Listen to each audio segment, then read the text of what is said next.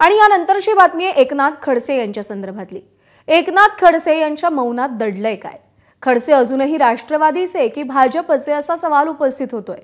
खडसेंनी लोकसभा निवडणुकीच्या आधी भाजप प्रवेशाचं सुतोवाच केलं होतं। भाजप नेत्यांच्या गाठी भेटीही घेतल्या। एवढंच नाही तर एबीपी माझाच्या प्रतिनिधीला भाजप प्रवेश करत असल्याचं फोनवरून सांगितलं सुद्धा। मात्र अजूनही खडसे राष्ट्रवादीचे आमदार आहेत। ते अजूनही पूर्णपणे भाजपवासी झालेले नाहीयेत। त्यामुळे खडसेंच्या मनात नेमकं काय चाललंय असा सवाल उपस्थित होतोय। 25 तारखेला पंतप्रधान नरेंद्र मोदी जळगाव दौऱ्यावर आहेत। या कार्यक्रमामध्ये खडसे जाणार की त्याकडे पाठ फिरवणार याकडेही राज्याचं लक्ष लागलंय। मुकुल कुलकर्णी आपले प्रतिनिधी सध्या आपल्या सोबत आहेत। तर मुकुल, हे तळ्यात मळ्यात का सुरू आहे खडसेंचं आणि या संदर्भात अजून चित्रही स्पष्ट का होत नाहीये? प्रज्ञा, एकनाथ खडसे हे ज्येष्ठ नेते आहेत, त्यांना मानणारा वर्ग देखील मोठा आहे। मात्र भाजपमध्ये अंतर्गत संघर्ष झाला आणि त्यांना भाजप सोडावं लागलं होतं। ते राष्ट्रवादी काँग्रेसमध्ये त्यांनी प्रवेश केलेला होता। लोकसभा निवडणुकीच्या पार्श्वभूमीवर ते पुन्हा एकदा भाजपमध्ये सक्रिय होतील असं वाटत होतं। त्यांनी भाजपच्या ज्येष्ठ नेत्यांची भेट देखील घेतलेली होती। मात्र त्यांचा अधिकृत अद्याप प्रवेश झालेला नाहीये।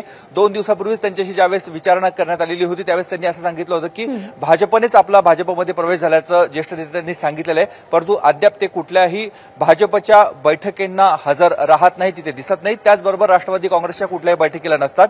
खरं बघितलं तर आजही त्यांच्याकडे राष्ट्रवादी काँग्रेसची आमदारकी देखील आहे। एकनाथ खडसे यांनी राष्ट्रवादीपासून काही काळ दुरावा घेतला आणि त्याचा परिणाम असा झाला की रक्षा खडसे यांना पुन्हा एकदा भाजपची उमेदवारी मिळाली। त्या राज्यमंत्री देखील झाल्या। आता विधानसभा निवडणुकीच्या तोंडावर रोहिणी खडसे या एकनाथ खडसे यांच्या कन्या आहेत। त्या मुक्ताईनगरमधनं निवडणूक लढवण्यासाठी इच्छुक आहेत।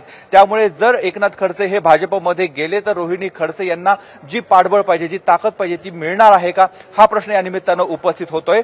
25 तारखेला नरेंद्र मोदी हे जळगावच्या दौऱ्यावर आहेत। त्यावेळेस भाजपचे सर्वच प्रमुख पदाधिकारी त्या व्यासपीठावर असणार आहेत। तिथे एकनाथ खडसे हे उपस्थित राहतात का, हा प्रश्न या निमित्तानं उपस्थित होतोय। त्यामुळे एकनाथ खडसे यांच्यासाठी सध्याचा पेच प्रसंग आहे। एका बाजूला सुनेला आपण निवडून दिलेलं आहे, त्यांना राज्यमंत्री पद देखील बहाल झाले, परंतु आता कन्याच्या निवडणुकीच्या वेळेस त्यांनी काय निर्णय घ्यावा हे कदाचित त्यांना याचं उत्तर सापडत नाहीये। त्यामुळे सध्या त्यांनी मौन बाळगणंच पसंत केलेलं आहे। 1-2 दिवसांमध्ये त्यांच्याकडनं कुठली भूमिका स्पष्ट होते हे बघणं अत्यंत महत्त्वाचं आहे, कारण आता विधानसभा निवडणूक ही त्यांच्या कन्याची आहे।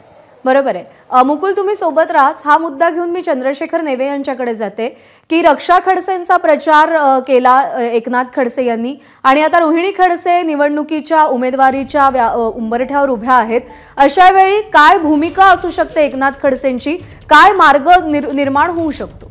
विचार केला तर एकनाथ खडसे हे ज्या पद्धतीमध्ये आपल्या सुनेच्या पाठीशी उभे राहिलेले होते आणि त्यामुळेच खरं तर रक्षा खडसे यांना चांगल्या प्रकारचं बहुमत देखील मिळाल्याचं आपल्याला पाहायला मिळालेलं होतं।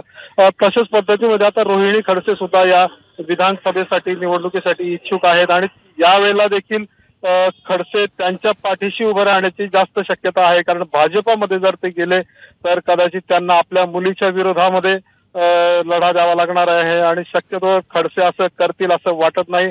त्यांच्या निकटवर्तीयांचं सुद्धा देखील असंच म्हणणं आहे की खडसे रोहिणीताई खडसे यांच्या पाठीशी उभं राहतील आणि असा जर विचार केला तर खडसे हे भाजपात जातील किंवा नाही जातील याबद्दल आता तर प्रश्नचिन्ह उपस्थित आहे। काही दिवसातच एकनाथ खडसे याबाबतीत आपली भूमिका जाहीर करतील अशी आता त्यांच्या कार्यकर्त्यांना अपेक्षा आहे, कारण विधानसभा निवडणूक या अतिशय जवळ आहे। कोणती तरी भूमिका घेऊन त्यांना समोर यावं लागणार आहे आणि खरं तर याकडेच सगळ्यांचं लक्ष लागलेलं आहे।